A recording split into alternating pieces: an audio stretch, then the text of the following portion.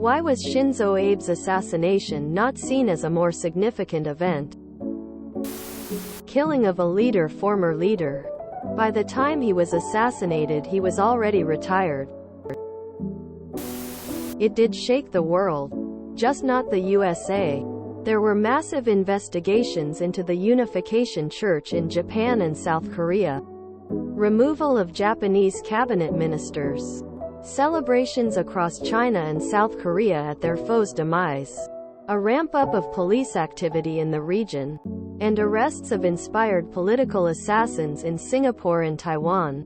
And those are just what happened in the immediate aftermath of the assassination. The longer-term consequences are not known yet. Abe filled the role of CPTPP trade leader after the USA pulled out of the TPP under Trump. He still had significant sway in international business. As his ties to the Unification Church became more public, I feel like people started to care much less.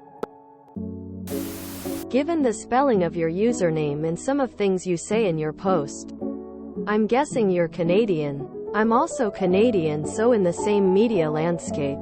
I think your recollection of the coverage is clouded by the passage of time. I remember this was covered for more than just 24 hours.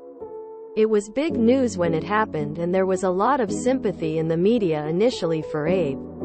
It was going strong until the motives of the killer were reported. Then, as Japanese society began to interrogate the killer's motives, the sympathy shifted from the former PM.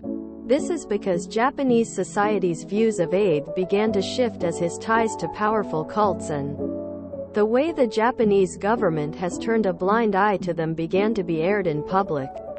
This dried up nearly all of the sympathy for Abe, and instead it went to the variety of victims of these cults. And as soon as the sympathy for Abe disappeared, there wasn't really a story to tell anymore, so the media coverage died down.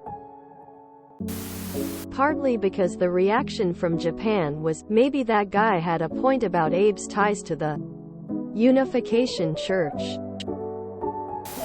Well, from my understanding, it's a former leader. Killed by a crazy guy with a personal vendetta. It did shock a lot of people. It was big news for a couple days. That's saying quite a lot. For a foreign event, a school shooting will be in the news for a week or two tops.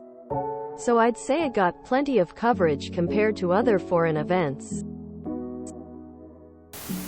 He wasn't a leader when he was assassinated.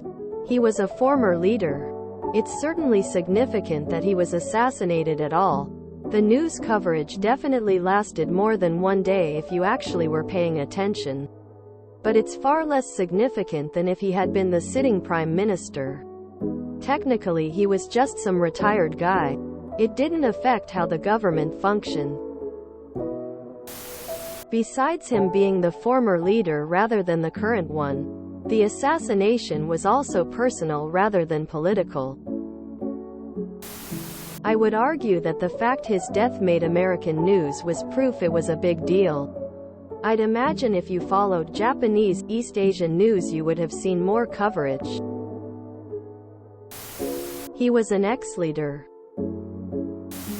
I think if a major catastrophic event had followed closely after, like a war breaking out, the assassination would be more universally talked about even if it was not actually the cause. As is, I think it was probably a lot more significant for people close to Japanese, Asian politics than it seems for us. Fallout Boy mentioned it in We Didn't Start the Fire. Because nobody cares about what happens on other continents most of the time besides people invested and interested in politics. Ask any African or Asian what's happening in German politics right now and they couldn't tell you. It's not a bad thing. It's just that with 200 countries, each of them having tons of politicians with their own agenda, is a lot to remember. Because nobody cares about Japanese politics unless they involve war crime denialism or something, including the Japanese themselves. judging by the participation numbers. If you enjoyed this video, please check out our playlists full of similar content. Epicaricast is like doom scrolling for your ears. Please like, share, and subscribe.